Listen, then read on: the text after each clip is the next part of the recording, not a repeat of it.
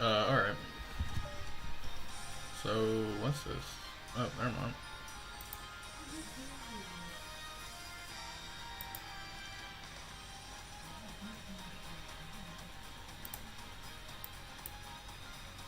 Alright. Wait, hold on. So, is it? I can't tell.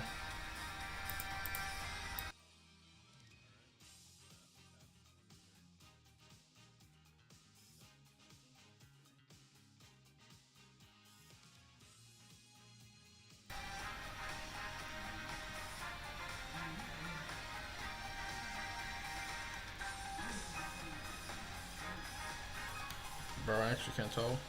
Not gonna lie.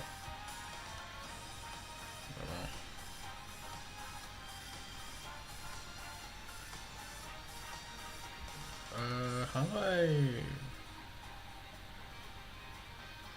say thing? Like, oh, disable performance mode. What does that do? I don't think that did anything right.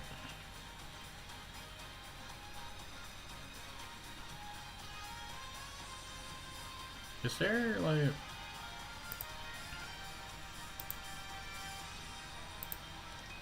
noise suppression? Here we go. Alright, here we are. Wait. Filters. Edit.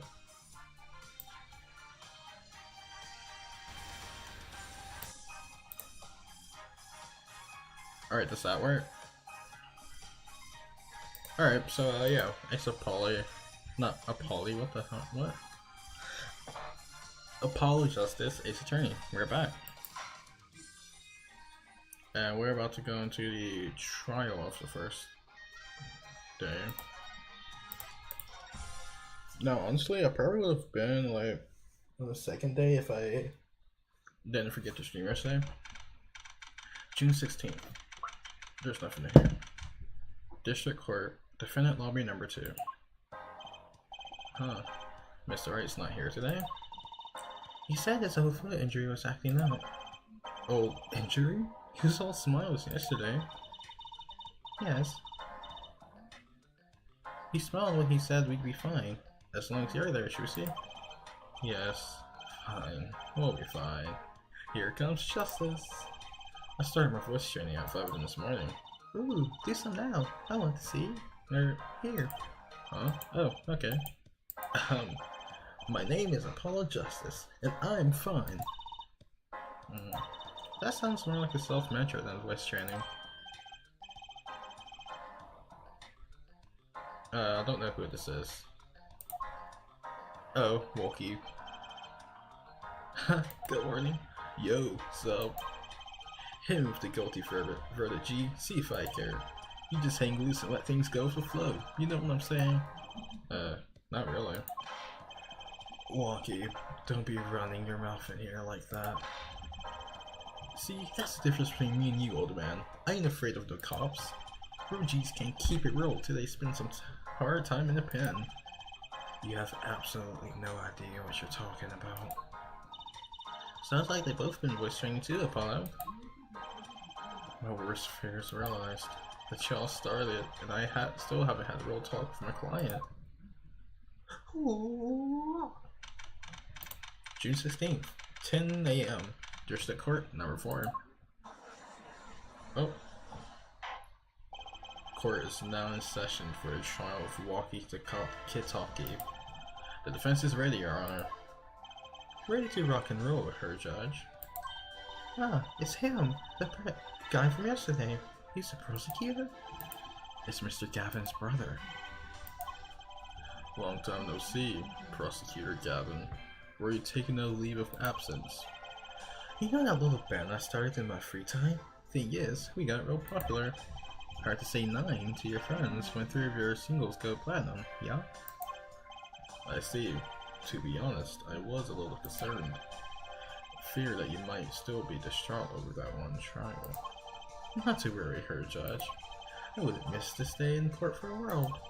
It's worth even more than the VIP passes to one of my concerts, yeah? How could I pass up on the chance to see the true strength of the little boy who bested my little brother? I didn't say little brother, bested my brother. My bad, I said little, like, what accent? It was worth canceling a show or two. Understood. You may give your opening statements to the court. Before that, I was thinking, is the evidence courtroom not a bit serious? It is a court of law. That's no way to get the crowd jumping, her judge. They're not supposed to jump. This is a courtroom. Action, baby! Today we play it my way. What's that noise? Sometimes you have to get on up in order to get down to prosecuting. This is crazy. The victim, Paul Maractus, director of the Maractus Clinic. The scene, People Park. He was found pulling a noodle stand. What in the world was the doctor doing pulling a noodle stand? Yes, I believe. You will only find that out by asking the defendant, right here, right now. Because it's an undeniable truth that he shot the victim. What do you mean, undeniable? If you are to glare at anyone, her judge, glare at the punk in the defendant's chair. His crime was witnessed quite clearly, you see. Very well. Please admit this witness to the court.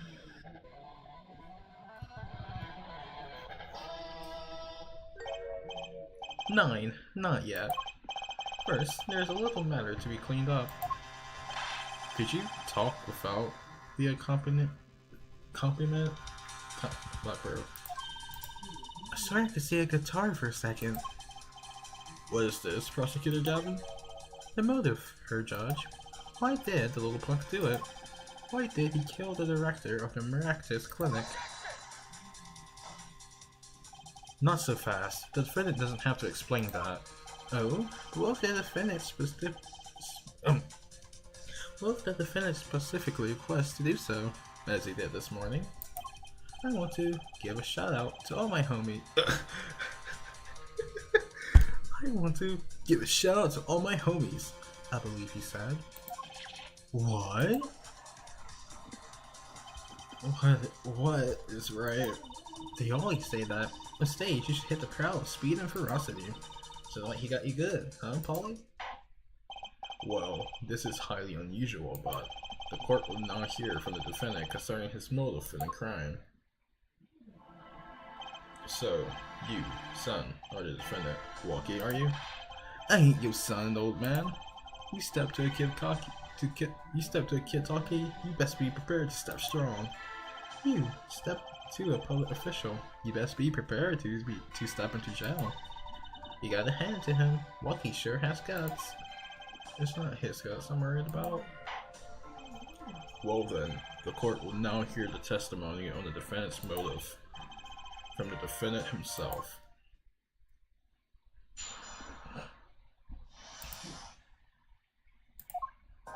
I'll tell you one thing. That doctor was a quacker. Someone had to show him what's what. I was in his clinic about half a year ago. He messed up something bad. And then he just lets me go without a word. See you later, bye. So I gotta go and get another doctor to patch me up again. That was the day I done figured it out. No G's gonna let that pass. That's why I went to his pad that night. Know what I'm saying?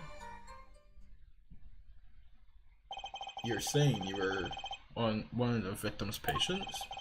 A lot of stuff goes down when you're keeping it real on the street. True that. I'll tell you one thing, that doc was whack. Why is he rhyming?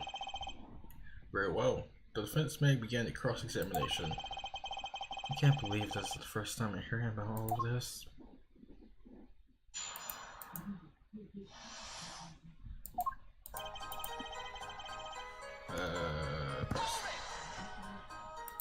First of all, the word you're looking for is quack. And isn't that a little harsh? He's a friendly doctor. Who asked you, Pointy Logs? Just who do you think you are? The lawyer? Look, I ain't trying to hear that. Who's a quacker? Plain and simple.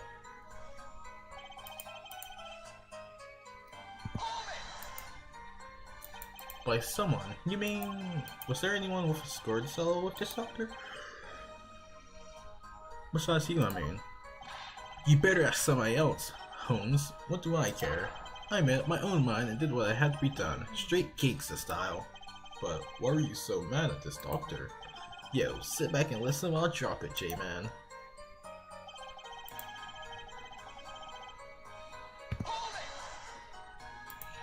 So you were a patient at the Maractus Clinic half a year ago? For what reason?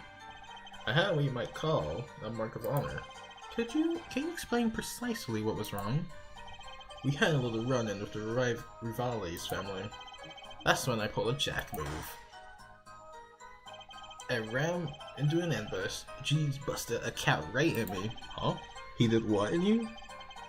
According to my sources, you could stand the stress of waiting, and ran in 15 minutes before the appointed time, by yourself.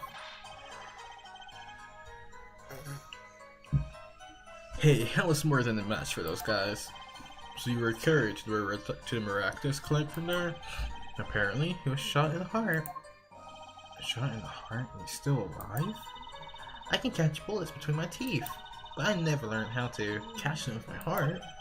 The bullet stopped just short of my thumper. You know what I'm saying? I would have been golden if it weren't for that whack doc. Can't even take out the stupid bullet. So, I just say, the surgery was a failure. It ain't all of it, Holmes. Wait, so it's still in your body?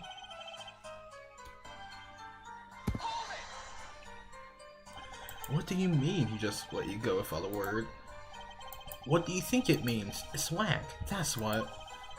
I'm not sure what that means, but it sounds bad. It sounds as though her doctor wished to hide his mistake. This is why... My bad. This is why he let the defendant go. He's a liar, straight up. He's a better G than me. So I gotta go and get another doctor to patch me up again. So this bullet is still... You know it, I can still feel it. Right there in my chest, pressing up against my heart. Your words are like a bullet shot straight into my heart. Or something to that effect. Incidentally, that's one of our hit singles. Well, that sounds like a straightforward case of malpractice. Word, J-Man. Word, no accent. That's faux shizzle. Faux shizzle.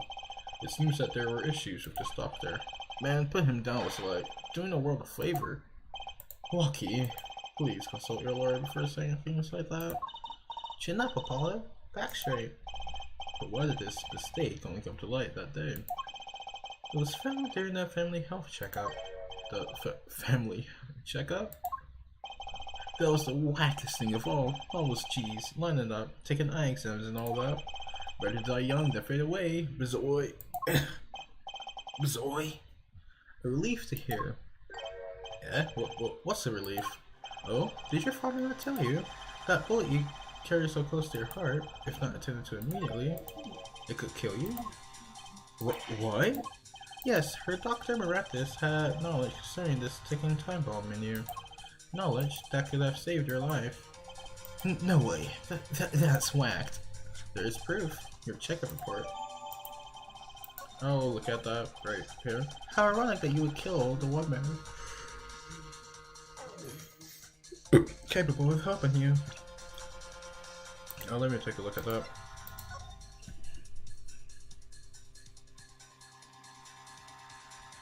He's only 19? That's great. Oh, I forgot, bro. I'm stupid. I forgot, bro. Damn, bro, just left it. You're almost as careless as he was. Well, now that the place is hopping, let's get this gig started. Started? You've had enough of a warm-up act, yeah? Time to hear from the witness. Lucky sure is quiet all of a sudden. I'm a little uneasy myself. Is this Gavin's strategy?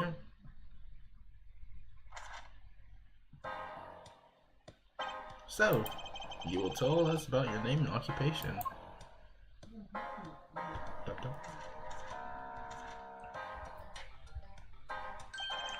My name is Wesley Stickler. By occupation, I take you to reference at large, support livelihood, under which definition must confess to being unemployed. However, we must acknowledge the meaning of identity, which is commonly attached to this notion of occupation. Once you have accepted this reality, you see there are confusions, not assault per se, but draw to stand firm the vagueness inherent in all representation of thought. By which you mean to say, he's a student. A junior at Ivy University, if I'm not mistaken? Yes, in the Department of Science and Engineering. Filled with curiosity for all things, I spend my days in pursuit of the truth. Who am I? Herr Stickler, please direct that curiosity to the case at hand today. Very well, Mr. Stickler. Please testify to the court about what you saw on the night of the crime. You asked quite simply what I saw. However, we must understand that Homo sapiens possess two eyelids. These are designed to receive and interpret data, sending images in the form of... Why is he yapping? Oh, that night, I passed through the park on my way home from shopping when I saw them. One man put on a stand, another facing him. I saw them quite clearly.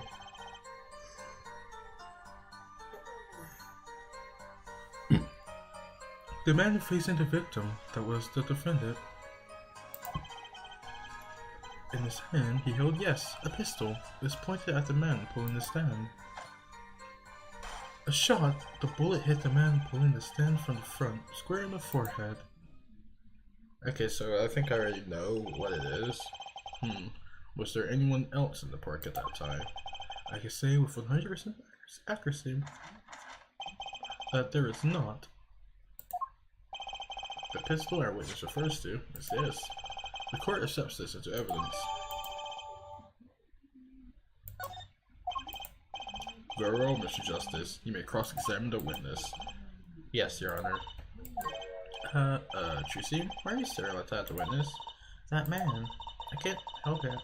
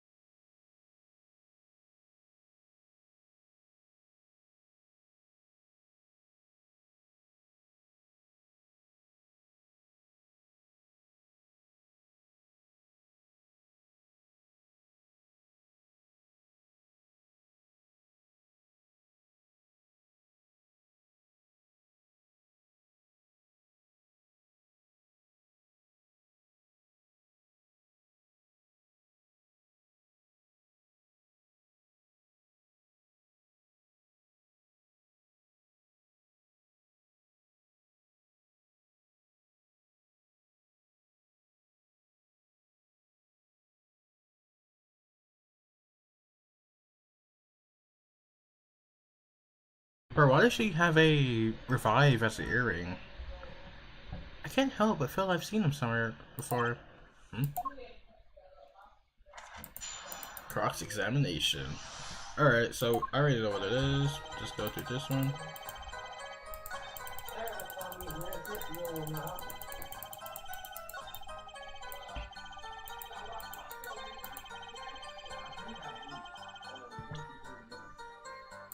Autopsy report.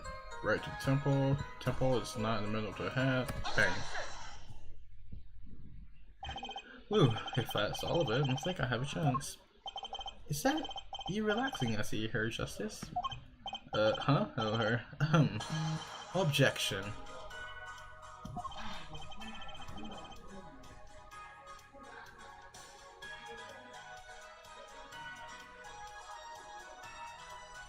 We have a little... Oh god, what happened in the classroom, bro? Once is quite enough, Mr. Justice. Apollo, pace yourself. This trial's not over yet. What? Oh, right. Look at this. Wait.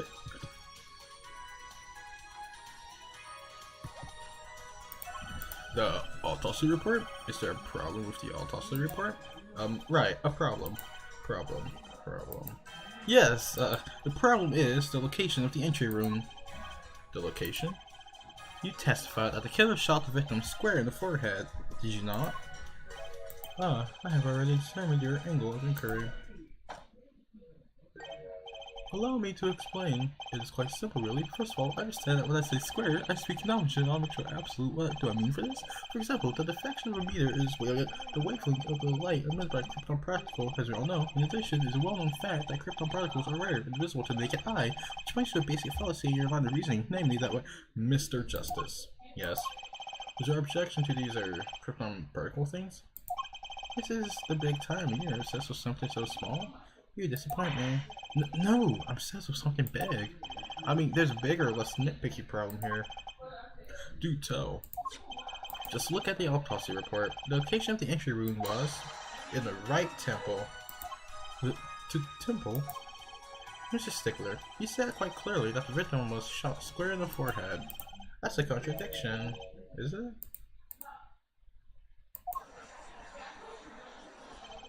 It is, right? Finally. Her Justice. Oh, Her Justice. Yes. Your tactics are outdated. Trying to shake the witness by objecting to trifles? Surely you haven't forgotten the fatal wound your master suffered 7 years ago? Phoenix, right? Was it? Look, I know the wound was in the wrong place according to this testimony. No. Hey, her forehead. Forehead? Let us imagine you're walking through the park. You see two men facing each other, one with a pistol, chained on the other. What would you do, her forehead? Well, I guess I would try to stop them. I'd probably shout, "Stop!" And you, Fräulein? Me? Well, I'd probably scream, "Eek!" And you, her Stickler? What did you shout, I wonder? Ugh. With the victim turned his head at the last moment. Go. Ah, yes. Thank you for jogging my memory. It sounds like an addendum to testimonies required.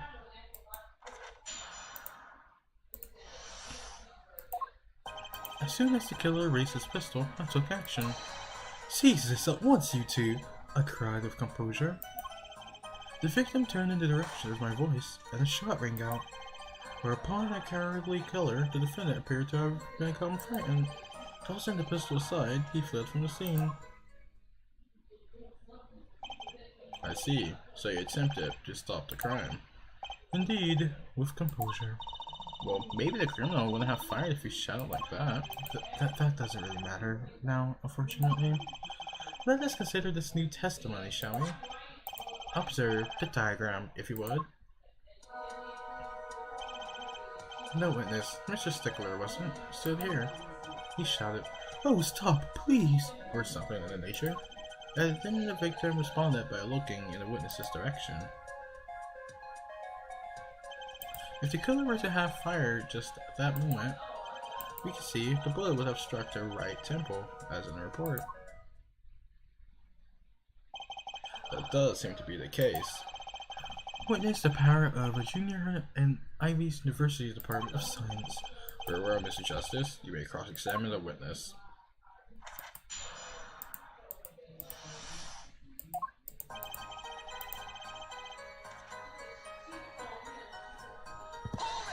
I actually don't know what it is here. So you saw a raised pistol. Weren't you frightened? It can't be said that we students of Ivy University know no fear. The moment I saw the pistol, my inner sense of justice compelled me to take action. That was certainly brave of you.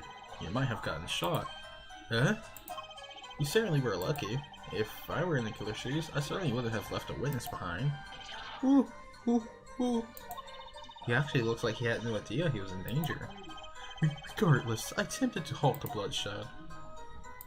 Cease this at once, you two, I cried with composure.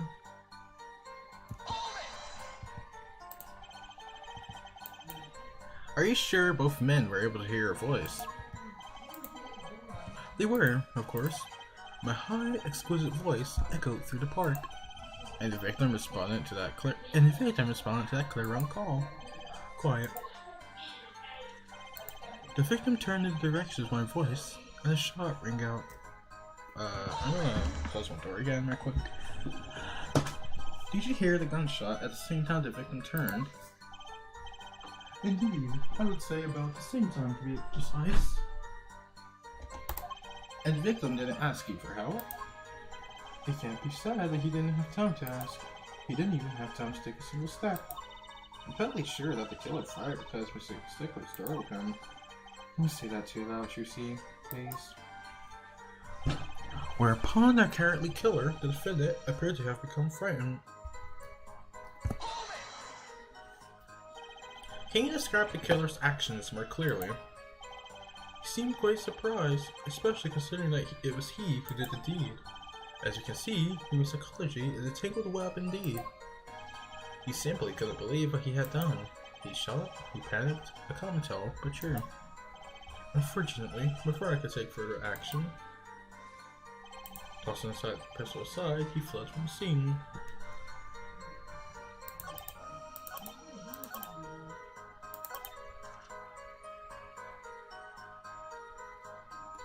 I'm gonna perform a funny save here because I think I might know what it is. Present.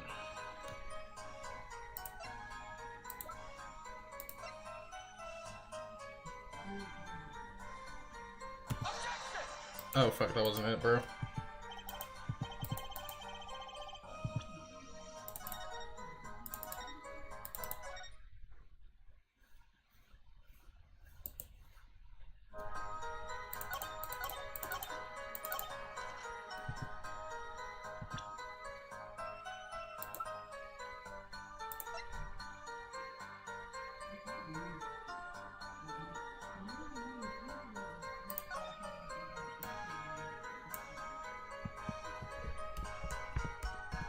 You know, just casually aiming it at me.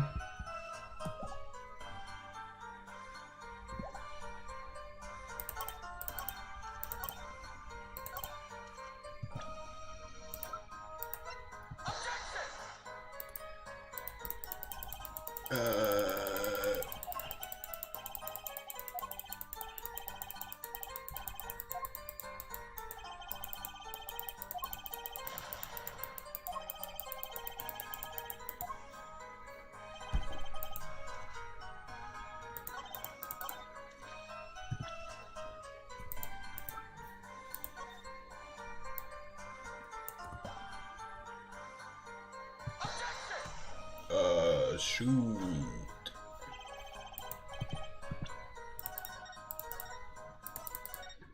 Perhaps I should examine my evidence a bit more.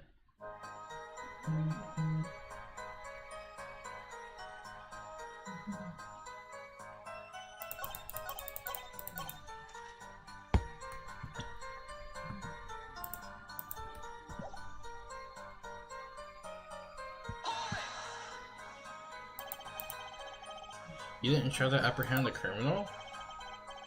It all happened so fast. I'm afraid I hadn't the time. Doesn't something about that strike as odd, Apollo? What? The killer was in a hurry, right? He fired a pistol and tossed it right away. According to the testimony, that's what happened, yes.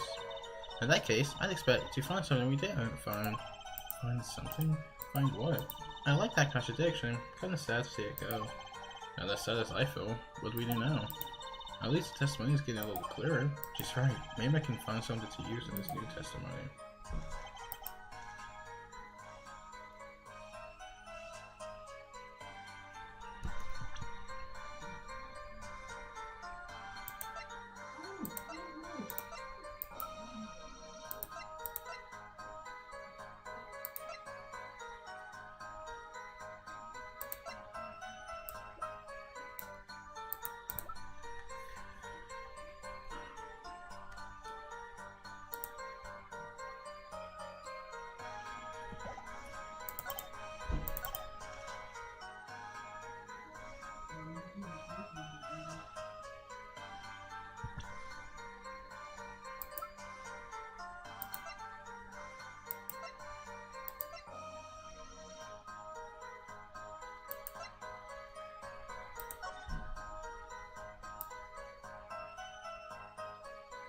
Damn, I could really just...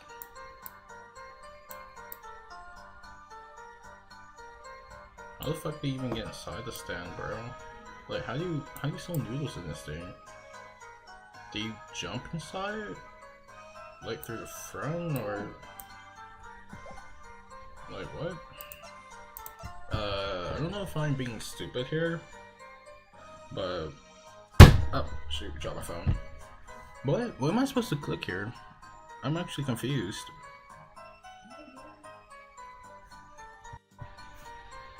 The direction and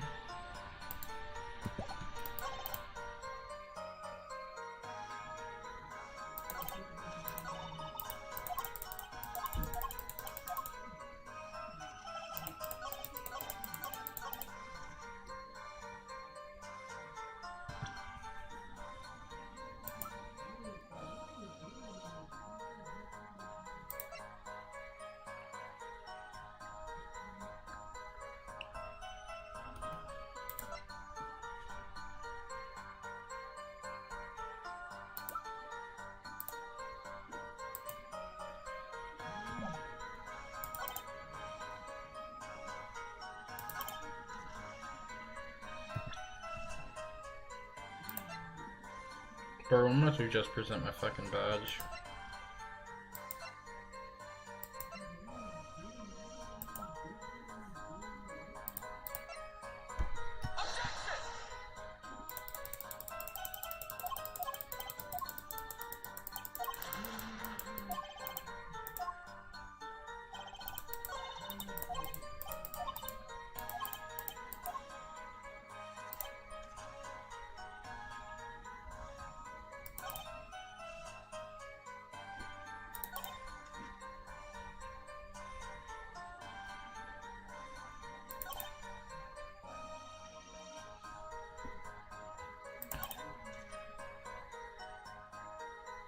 A shot, but two.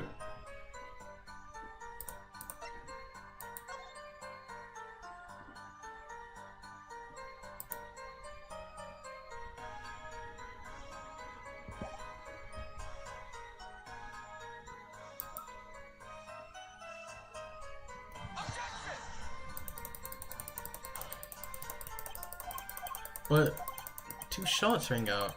So where's the second one? Bro, wait, hold on. Tossing the pistol aside, he fled from the scene. Oh! Okay, is it because he wouldn't have had time to wipe the fingerprints? Of course. I'm stupid. Wait a second. Tisk tisk, another misleading request. If you're so beholden to your own model discourse, you can't see how it affects you. Come again. Wait a second, you say a second? Are we intended to wait just that single second, 1/16th of a minute? That's hardly enough time to draw a breath, let alone make a statement in court. Now, you had asked for a longer period of time, say 3 minutes, 35 seconds, that Mr. Justice. Yes, Your Honor. I want to understand that you're objecting to the length of a second. Yes, I mean, no, here, just look at the pistol. It doesn't have a single fingerprint on it. Ah, the common employee made it all look more common enough here by the prevalence of television. Criminals these days are loath to leave fingerprints. Wait, but you said the killer tossed the gun and ran. That's right. He didn't have time to wipe the gun for prints. Ooh! Ah, the little girl's taking it to the university student. There's a song in there. I'm not little. Let us start thinking like adults, shall we, Fraulein? What if the killer, the defendant, was wearing gloves? Gotta admit, I didn't think of that, Apollo. Whoa, Mr. Justice. Could the killer have been wearing gloves? The record of the murder weapon is very clear about one thing. The fingerprints were wiped, which means some trace of prints remain, which contradicts your testimony. If everything happened as I say it did, he wouldn't have time to wipe the pistol. Oh, that's it? That may be, but it does not change what I saw. The killer, the defendant, he threw down the murderous weapon from his hand and fled. And this pistol was found at the crime scene, strongly suggesting that this was the weapon he disposed of. That sounds solid to me. Well, her forehead? Any of her precious objections? What gives, Apollo? Let's see that voice training go to work. You know, I've only recently realized something. No matter how much you train your voice, it doesn't matter if you have nothing to say. What do you mean, nothing to say? Isn't it obvious from what the witness just said? Huh? Isn't what obvious? When he restated what he saw just now, he said Waki dropped a murderous weapon. But that's not the same as being 100% sure what Waki threw away. You're right. He's just confused because a pistol was found at the scene. Poor Mr. Stickler. It must be so hard. It must be hard to be so perfect and yet so wrong. Well, can it be said that I'm quite offended? While it is indeed true that once when you, for rather love rather my own blood, that was seized by the teacher and posted on the blackboard for all to see, and for this appellation, poor mine will be prefixed by my name, issue at hand. What we can say for certain is that witness saw the killer throw something. Does the defense have anything to say about this? Well, if what he threw wasn't a pistol, then it had to be something else. At least one person of the defense team seems to be thinking.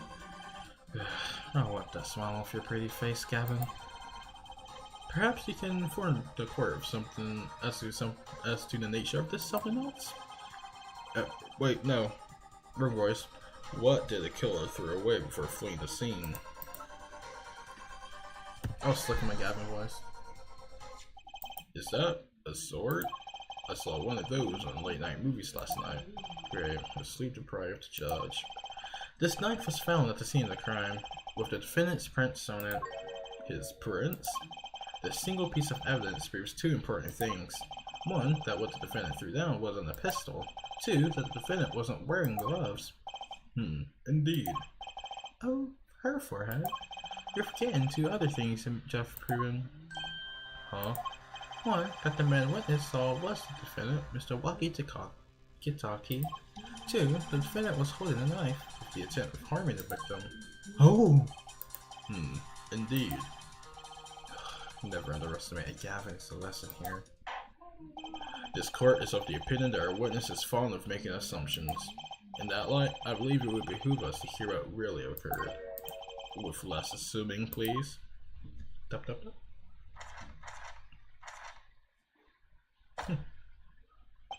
It is always the same with you people. Mark left the house on foot, and 5 minutes later, his brother left after him. How long would it take for Mark's brother to catch up to him?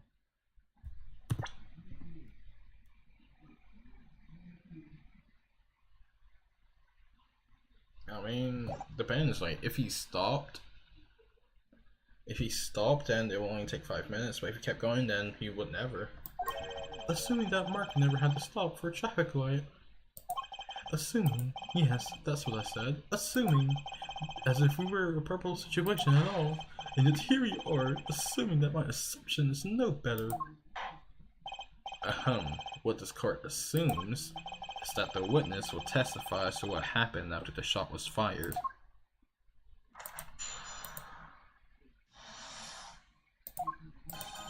I could not prevent the killer from leaving the scene, nor could I simply leave the scene in good conscience. Ergo, I used my cell phone to call the police. Until the police arrived at the scene 10 minutes later, I saw no one else. Why didn't you chase the killer? He was, as you say, a killer. Of course I could have run him down, yet what would you have done when cornered? Sadly, it takes more than an aptitude for solving quadratic equations to know that. Did the testimony earlier not prove the defendant's presence at the scene? And do you not also now know that there is no one else there? It seems clear that we have our killer. Does it not? Does it not, Mr. Justice?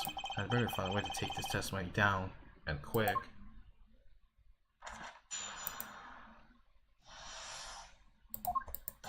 I could not prevent the killer from leaving the scene. Nor could I simply leave the scene in good conscience. I gotta use my cell phone.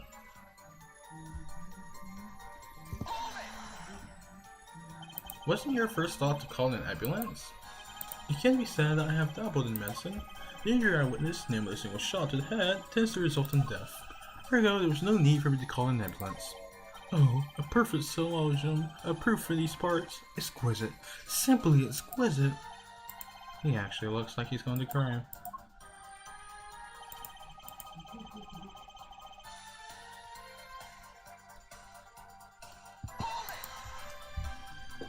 Can you tell us in detail about these 10 minutes? I stood in a state of heightened awareness. Anything could happen at any moment. Anyone could appear from any direction. Is Is that all? No one came. Nothing happened at all. I saw it all. Which is to say, I saw nothing. It was late at night. It's not odd to think there would be few people around in the park. So he just stood there, watching? Not much to go on there. Trucy, if you got something to say, by all means, say it. This witness is way too self-assured. There's gotta be a weakness somewhere in this testimony.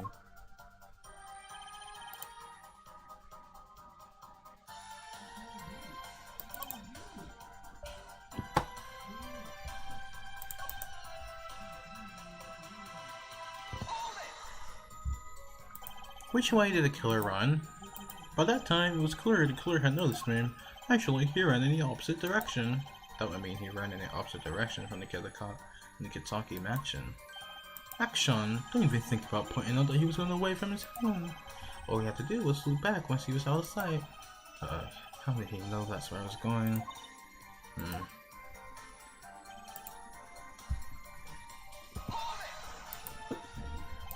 You were certainly composed for someone who had just witnessed a killing.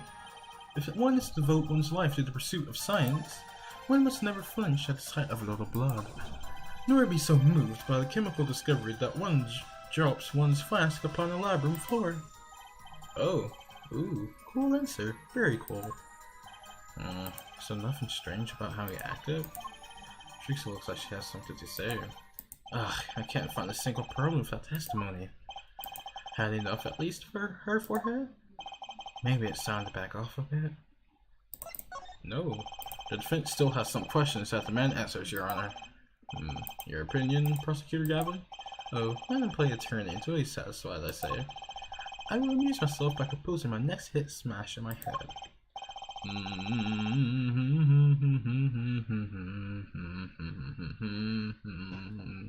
Very well. You may continue with the Very well. You may continue with the cross-examination.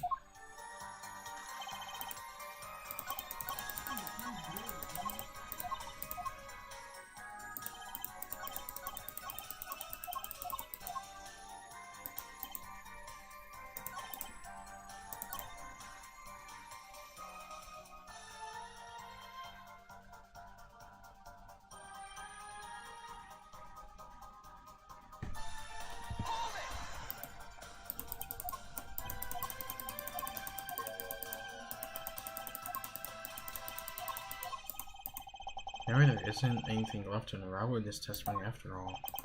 Some of us have glamorous careers we have to get back to this month, her forehead. They don't have enough to put walking away yet. Should I back off for now? The defense still has some questions. I'm in answers, Your Honor. Your opinion.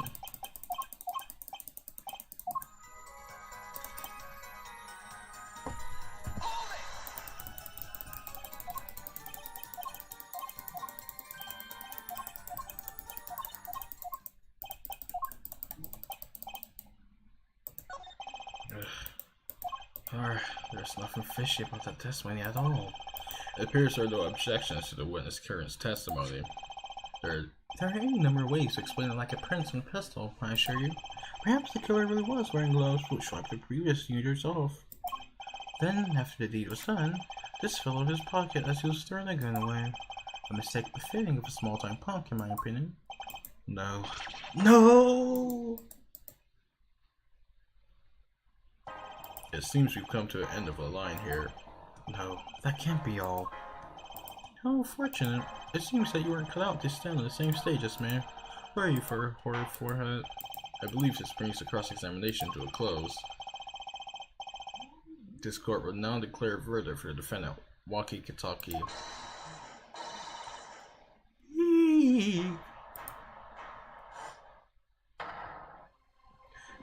Oh, wrong person.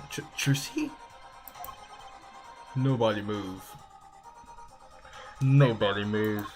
What's the meaning of this? Who are you? There will be no verdict in this court. Not yet. Wait, are you one of the Kitakis? The Kitakis? You mean the notorious gangsters? If you don't want to see me give the pretty little girl a new smile, do as I say. Adjourn the court for 20 minutes. What? What? This court will not bow to pressure from the likes of her judge. I see little point in further aggravating this gentleman. Recess. 20 minutes. I'll promise you. You'll regret it. Wait! How did he disappear so fast?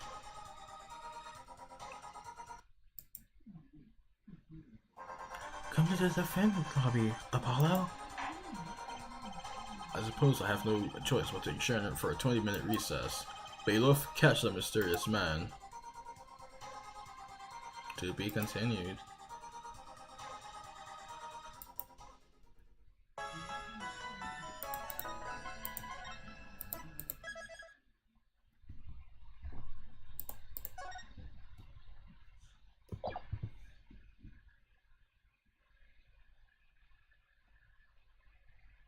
Oh, I was about to say next chapter. My bad, I'm stupid as hell.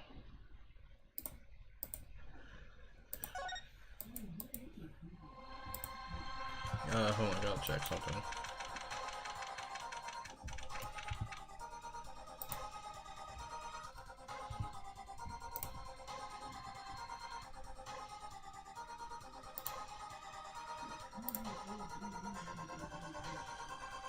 The fuck?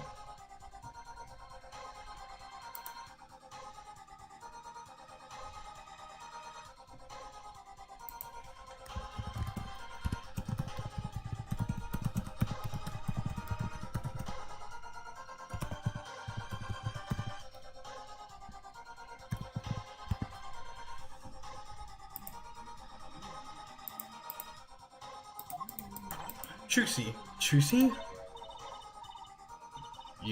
You move quick, Apollo. Good show, good show. Trucy, you're okay. I thought... Don't cry, Apollo. Ugh, those good-for-nothing gangsters. There's just some things you don't do. I'm pressing charges. Wait, just calm down, Apollo. I don't... What the heck is that? Surprised? This is one of my best tricks, the amazing Mr. Hat. Look marvelous, darling. He's a big hit on stage at the Warner Bar. Yes, I'm a big hit. Well, what do you think? Do you like it? You mean you, Trucy? There are some things you just don't do. I'm pressing charges. Apollo, now is not the time to be threatening me. It's you who's being threatened here. Remember what you said to Walky's father yesterday? You promised you save his son. But that testimony was rock solid. What are you suggesting I do? Once the judge declares the verdict, it's all over. If I can use my talent to stop that from happening, I will. Trucy, no more staged abductions, please. I'm not talking about magic, Apollo. I know when a witness isn't confident. I can perceive what he's feeling. It might not mean anything, but it's all we've got. You can see what he's feeling? Think back, Apollo. Think back to the times when there was a contradiction in his testimony. All the times. All the times there was a contradiction? I look like I remember. Well, I think I remember them, sure. There were 2 times when he made statements he wasn't confident in, and each time there was a contradiction. In his hand he held, yes, a pistol. It was pointed at the man pulling the stand. Tossing the pistol aside, he fled from the scene. He said the man tossed aside the pistol, but it turned out he wasn't sure, and sure enough, there was a contradiction. Well, that's true, but how does that help us? Didn't you notice anything? Whenever he made a statement he was confident in, he displayed a certain habit. In his hand he held, yes, a pistol, and it's pointed at the man pulling the stand. Did you see it? The very moment he said the word pistol, his fingers got all tensed, and he fiddled with the corner of the page of the book. How am I supposed to see that? Well, I can see it. How else do you think Daddy went 7 years without losing a game of poker? What? I always sat next to Daddy there in big matches. I could see what his opponents were feeling.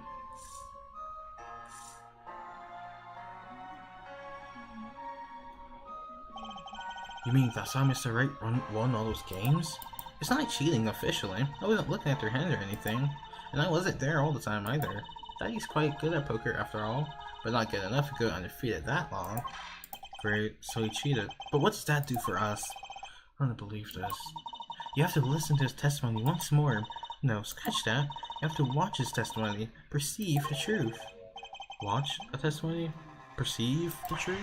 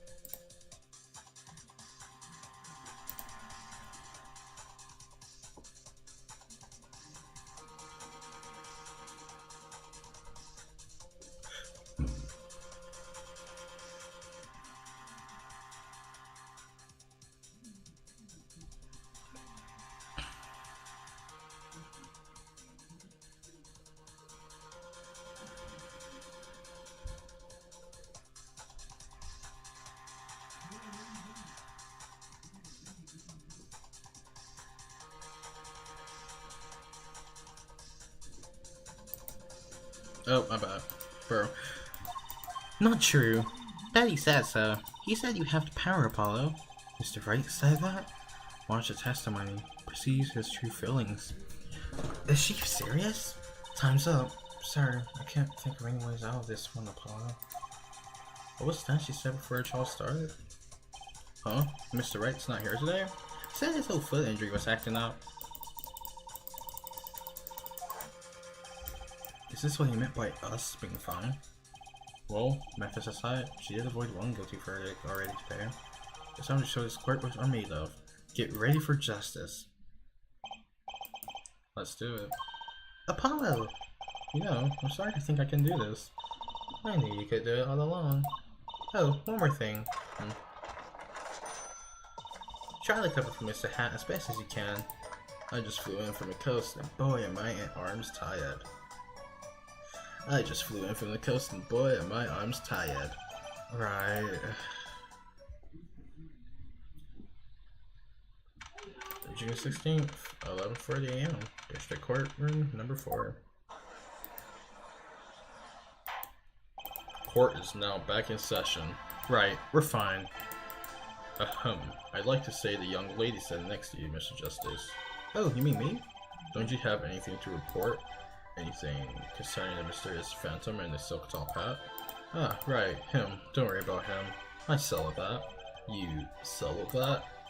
Yes, it was in another court settlement. Right.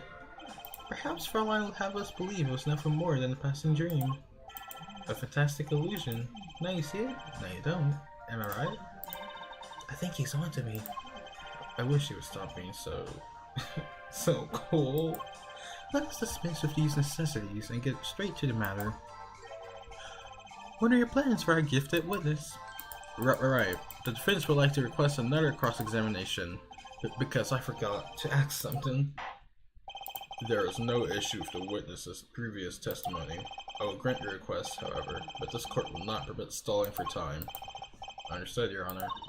Don't forget, Apollo. When he isn't sure about something, he has a habit of fiddling with his book.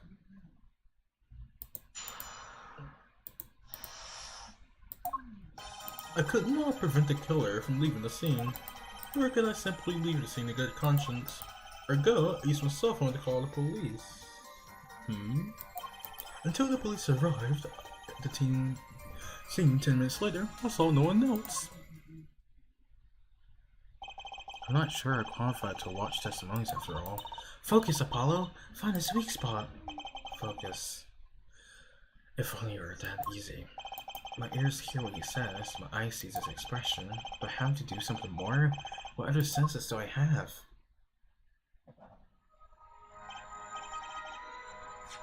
What's this? A bracelet.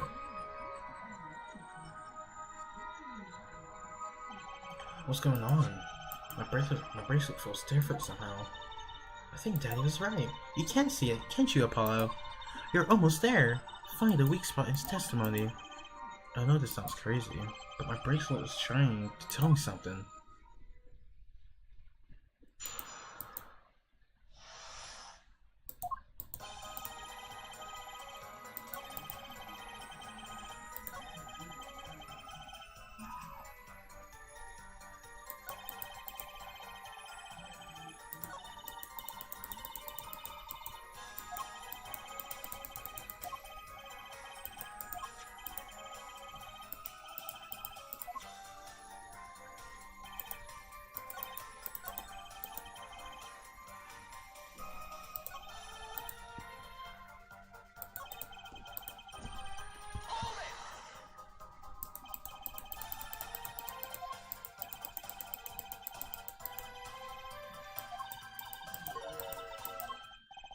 Wait, you mean his habit?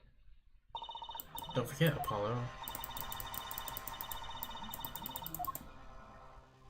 Cause that's the only thing where he's fiddling with his book. I don't know how I know, but I know. Know what? It's my bracelet. It's different. Somehow.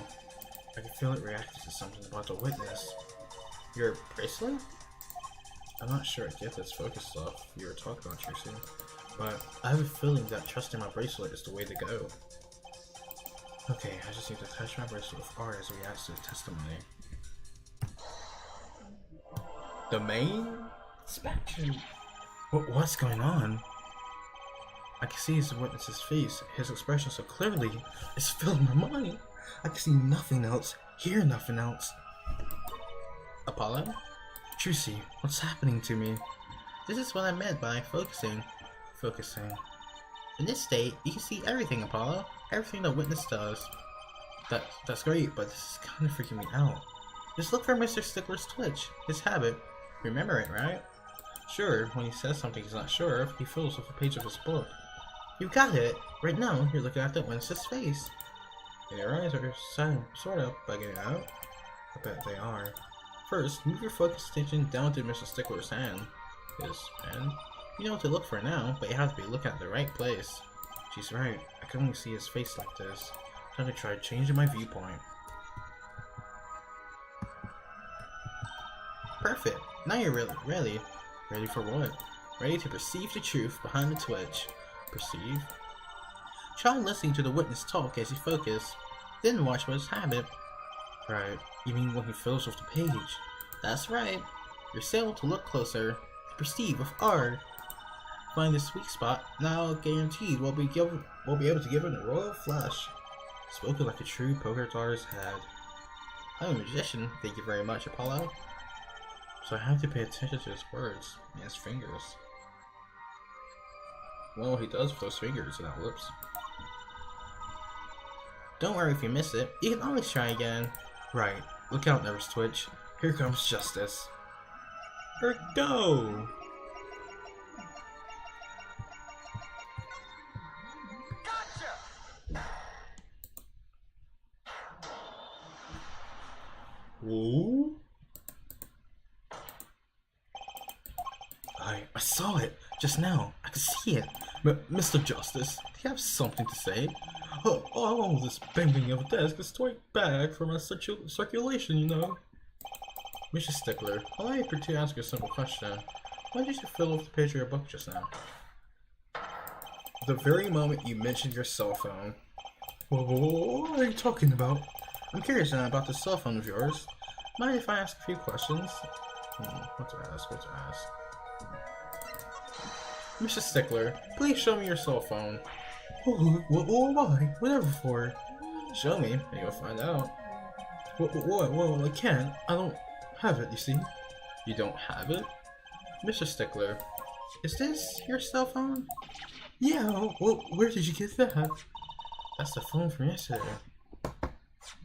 Look, cell phone. Someone dropped it pretty fire.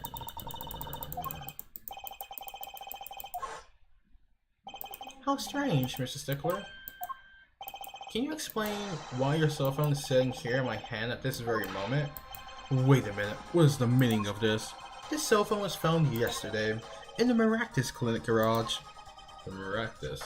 Why, that's where the victim lived. That's impossible. Mr. Stickler, you lied to the court, didn't you? If your cell phone is here, how could you have called the police? Oh, no. It's true. I didn't have my cell phone that night. This is why it can be said I called the police from the payphone. Wait, payphone? So you didn't call your cell phone after all? Just where was this payphone located, Mr. Stickler? Well, to indicate it with a starting high degree of accuracy, it was right around here. That's quite a ways away from the park, but why did you lie? There's going to be one reason. He didn't want the court to know he had lost his cell phone, because it was found in the victim's garage. What are you saying? Mr. Stickler, you broke into the Maractus Clinic garage on the night of the murder. This cell phone tells it all. But that's ridiculous. It makes it sound like I snuck into this fellow's garage to commit some crime, and so was trying to kill him. Well, Dr. Maractus was killed that night. Well, yes, but no. This only reason has to be against the rules. Yes, it's true. I lost my cell phone, but you can't prove that I lost it that night. Well, Mr. Justice, if that cell phone was dropped that night of the murder, it does raise considerable suspicions as to the connection to the crime. Now's your chance, Apollo. Thanks, Mr. Stickler, to the crime. Oh, he's already connected enough. I'll just have to prove it. Well, every piece of evidence that can do the job. Can it prove the cell phone was dropped on the night of the murder? Of course I have evidence. Oh, I like your swagger, her forehead. This court will see this evidence was just it. Hit it, as they say. The evidence that proves the cell phone was dropped the night of the murder is... Take that! That's a side view mirror. As it so happens, Dr. Maractus' car was an accident that took place the night of the murder. An accident? An accident. It happened a little after 9 p.m., just outside People Park, our murder scene. Dr. Maractus' car hit a pedestrian. What are you trying to say? From that moment, from the absence of a mirror, it's clear that the car was parked after the accident, which means it was parked there after 9 p.m. on the night of the murder. If your cell phone had been dropped before the car was parked in that garage, it would have been crushed, simple as that. After all, it was lying on the ground, right under the wheel. Ergo, Mr. Stickler, the only time you could have dropped this in that garage was after 9 p.m. the night of the murder in the park. Ooh. Mr. Stickler, you know what this means? You did break into the victim's garage that night. This is most unexpected, Mr. Justice. Are you naming the witness as a suspect in the murder of Pal Maractus? No, stop. This is too much. This can't be happening. Prosecutor, say something. I suppose it is worth saying this. No connection has been found between Mr. Stickler and Pal Maractus. That is, other than this. I believe our next testimony will be most revelatory. Is the witness prepared? Yes, Your Honor. I know that face. That's the face of guilt.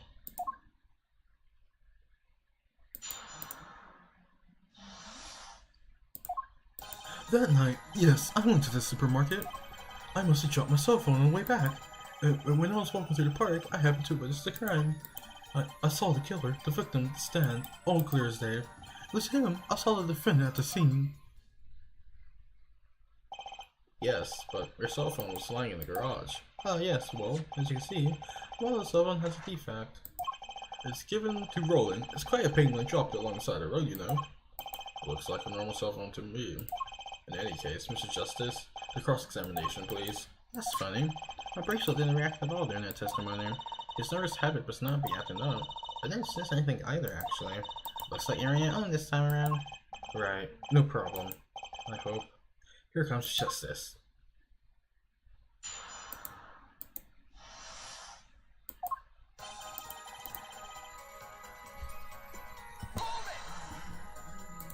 So you went to shopping, which means you were holding a grocery bag when you witnessed the correct murder taking place?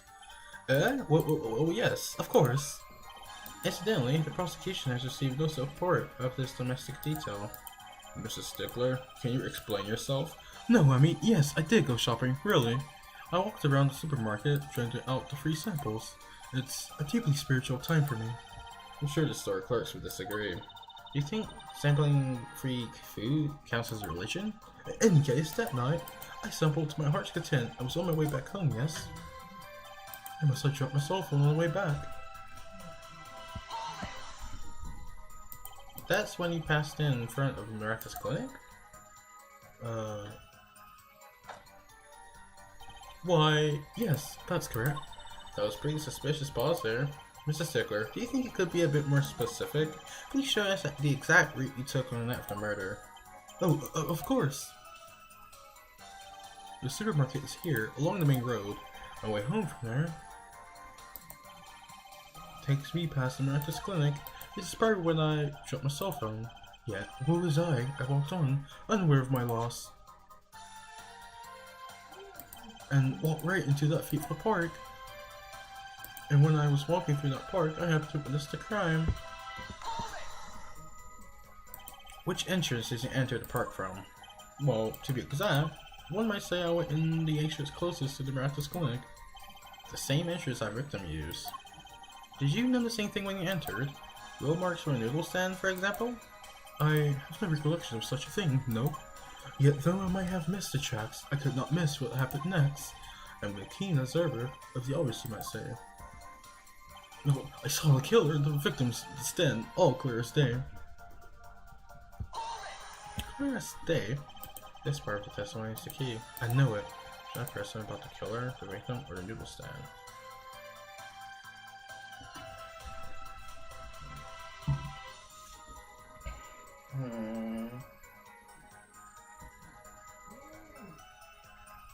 Probably the killer then. Are you sure you remember the killer clearly? How many times must I repeat myself? It was him, the unscrupulous false-eyed fellow in the defense chair. He was looking even more unscrupulous at the time, no less. It does look a bit one of those tricks of foxes and bloodies of yore. These cameras of things are already territorial, and it has something new.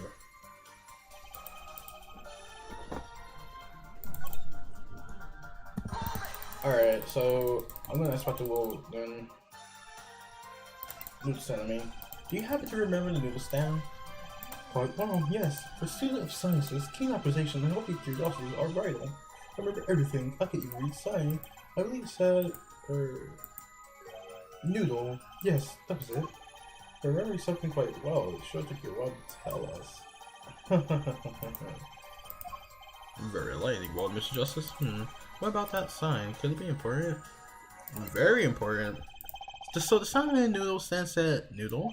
It appears the defense has just attained a vital piece of testimony. Is this noodle stand's broth really that delicious? I have to go sample the wares one of these days. I think that's worth adding to the testimony as well.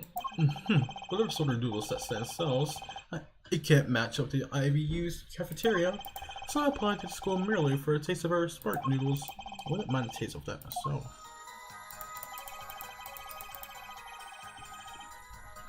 You idiot. Because if you take a look at the noodle stand, on this side it says Eldon's, but if we were to turn it, noodle. And when we came to the scene of the crime, it was on this side. Why is the salt fucking... Why is the soup? How do you get the soup down? How do you get the salt down? How do you get anything down, bro? This guy's whack, bro. What? How am I rotating this even further? There. Oh yeah, it says Eldon's. Interesting. And you're absolutely sure the sign read noodle? Why, just last week my professor offered me this praise. At least you have good eyesight, Stickler. I'll give you that. It read, without a doubt, noodle. I see. What? Why are you looking at me like that? Is that pity I see in your eyes? Let's take a look at our map, shall we? So you're claiming that when you saw the sign, you were standing here. Here, was it? Although it would have been a bit hard to read the sign from this spot. You think so? Mrs. Stickler, I'd like you to please take another look at the stand, and to carefully read what the sign says.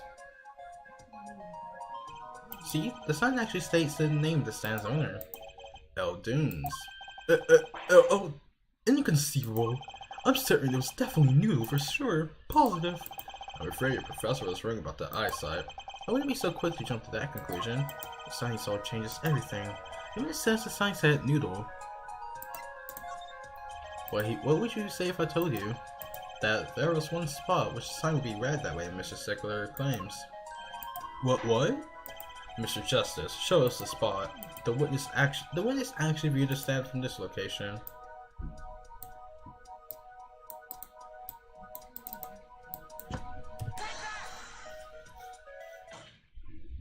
The witness was standing here, on the opposite side. How do you know? How do you know that? When viewed from the south, the sign on the street reads Eldoons, as we know. However, observe the other side of the stand. Oh, this sign says Noodle. Exactly. The name of the stand is split between the front and back signs. Mr. Stickler, you've lied to the court. You witnessed the crime from the northern side of the park, not the south. Yeah, you got me. So what? So what? Why does it matter if you saw the killing from the north or south side? It makes no difference at all. He's right. Travel far enough to the south and you will end up going north. Viewed on a global scale, directions are utterly without meaning. Actually, maybe he's right. What does it change? It changes everything, Apollo. Petrucci? Remember his testimony from before? Though, to be honest, I'm a little scared of where this is leading.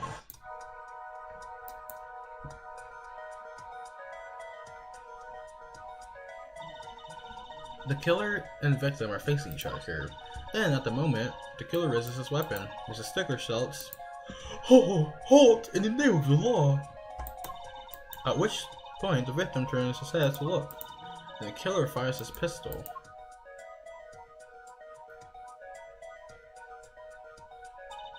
That's why the bullet hit him right in the temple. No contradictions, right? Right. But if Mr. Stickler was staying on the north side of the park, that would reverses the whole scenario. Completely. If Mr. Stickler shouts from where he is now, and the victim looks in this direction,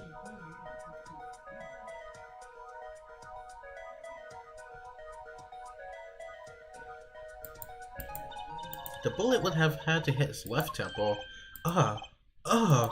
In other words, someone standing at point K couldn't shoot the victim in his right temple. It's impossible. That's right. So now that we know that Mr. Stickler was staying on the northern side, the wound location takes on an entirely different meaning. Indeed, you are absolutely correct, Fräulein. What meaning? The entry wound was on the right side of the victim's head, correct? Well, the right side of the victim's head is north. North? That's where witness Mr. Stickler was standing. Correct. So if he was standing to the north, then the only person here who could have shot the victim in the right temple was Mr. Stickler himself. Yo! We got him. Order. Wow, the apple didn't fall far from the tree. She's flipped this whole case on its head while still figuring it out. Clarify one point for me if you would, her forehead. What now? Are you truly accusing this college student of murder? Well, I can't say he exactly looks innocent, but something still doesn't feel right. I just can't picture him as the real killer. No, please, looks aside, I'm really a nice guy. Oh, my friends say so. Yeah, friends? Let's hear what the defense has to say. What are you going to do now, Justice? Should I really accuse Mr. Stickler? Because of the crime? I don't think Mr. Stickler's a killer, but he's not innocent either. His usual silence tells me that much. Mr. Stickler, you seem unusually quiet. Tell us why, now. The word confession isn't in my dictionary. Tisk, tisk, tisk. Tisk, tisk, tisk. Her forehead. I'm afraid it falls to you to elucidate her Stickler's silence. Mr. Justice, you did say you were accusing a witness just now. for a crime other than murder. Your reason? The court's all ears. God, I know he's guilty of something, but what crime other than murder is there? Do I have evidence that shows his involvement in some other crime? Your evidence? The court's all eyes, Mr. Justice. Show us evidence that points to the witness' involvement in a crime.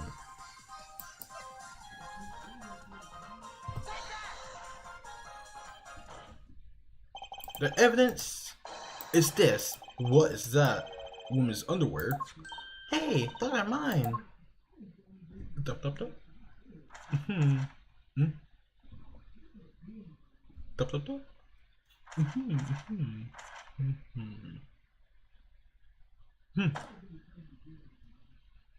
Oh, don't look at me like that. Order, order, order! Mr. Stickler. Well, I can't say this comes as a shock. It's not what it seems, but Paul Collins's theorem, I swear it. On the night of the murder, just past 9 p.m., a young girl catches a penny snatcher, red-handed. Bravely, she gives chase, but the snatcher flees and hides himself in no other place than the miraculous clinic garage. Incidentally, these panties were found in the exhaust pipe of the car there. Presumably, he was trying to hide the evidence of his crime. Ergo, while you may not be a murderer, you are guilty of a panty snatching in the first degree. Please, hear me out. It's not what it looks like.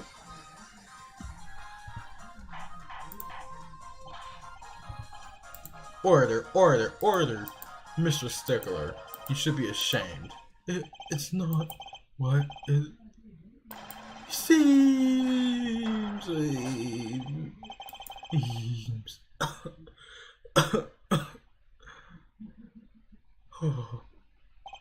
So, are you to understand that you were silent not because you were guilty of murder, but because you lacked the courage to admit your theft of this girl's undergarments?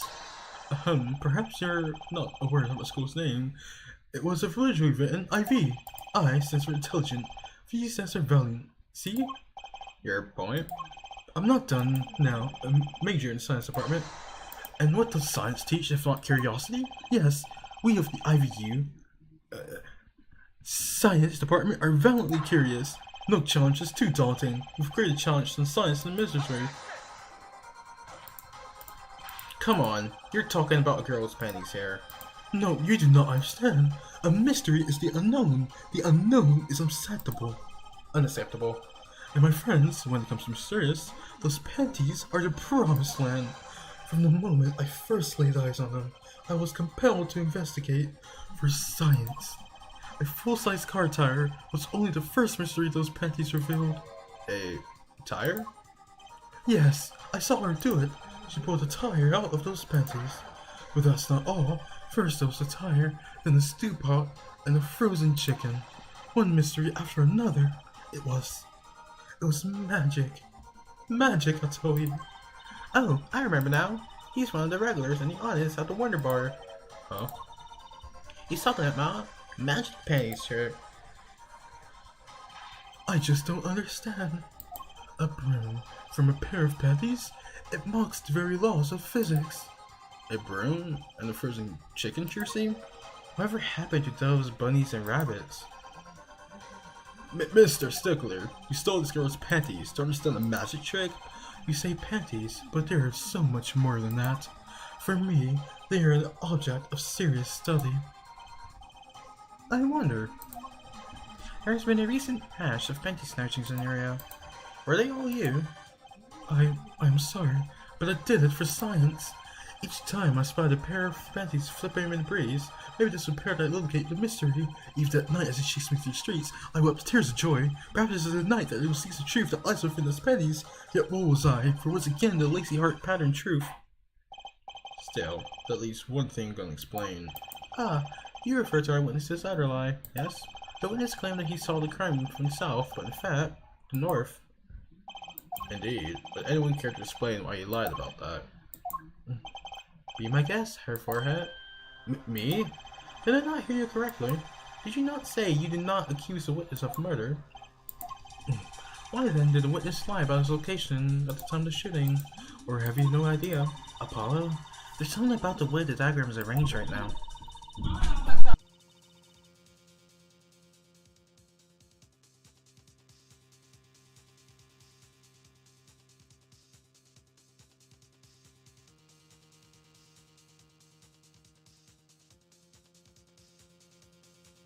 Yeah, be right back.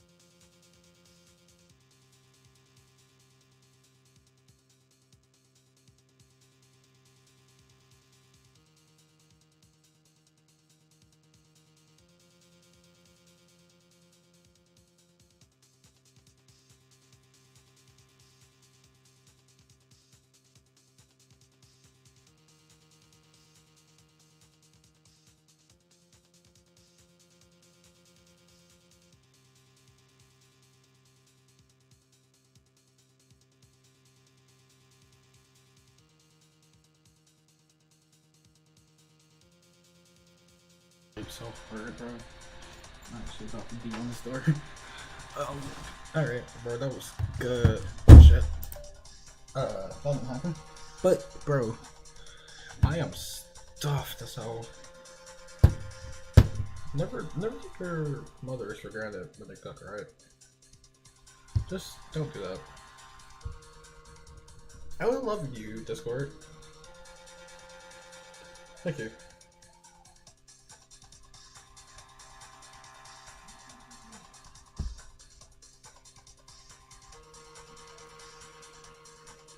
Was your suggestion?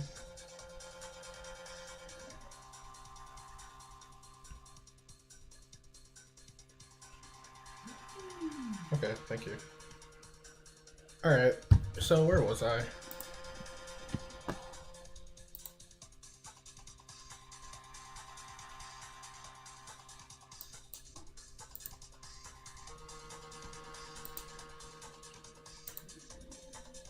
Right.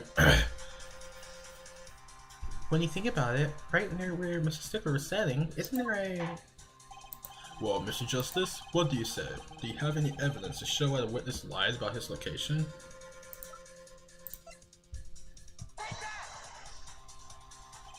The evidence that shows why he lied is this. What? More panties? How many panties are you carrying in your pocket, her forehead? These are the last, honest. How long was I going for, though? These are found in the trash can at the park. Looking at the diagram, we can see the trash can is right next to where the witness stood. Mrs. Stickler, you did it. Alas, I'm a failure as a scientist. I can't unravel the mysterious of the end universe. I can't even unravel it for her petties. So, these petties are your handwork as well?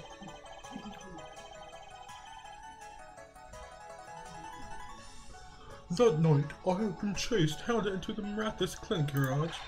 Even in frustration, I was forced to abandon my prize. Don't you see how I felt? Believe me, I'd rather not. I hid in the garage for a short while, then abandoned the panties and made me for home. To avoid the office where the girl works, I went towards the south entrance. When I saw them hanging there in a clothesline by a giant mansion, a giant pair of panties. Apparently he didn't know those squares belonged to the mob. I had them safe in my pocket, ready to take home, when I stumbled upon the murder of Dr. Maractus. I prepared what I have seen, but as I waited for the police to arrive, I got scared. What if they searched me? That's when you disposed of their bloomers?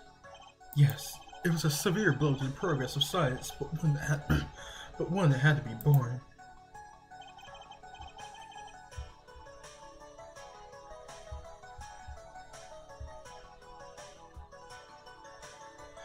A fascinating, if disturbing, tale.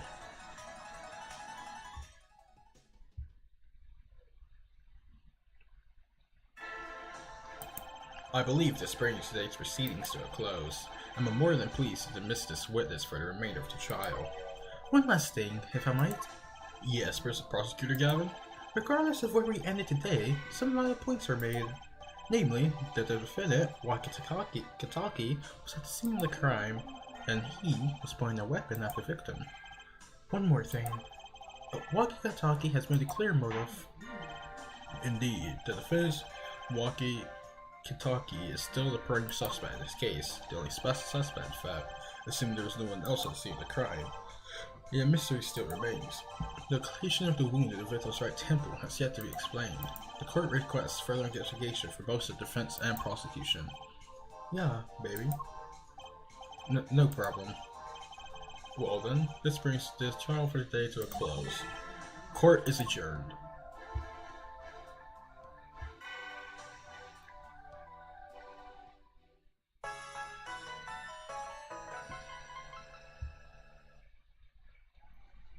Yes, so safe. I'm actually going to end for the day. Although I've only been streaming for like, what, an hour? Yeah, so, no one came, but thank you for watching. Alright, Sam, if you're watching,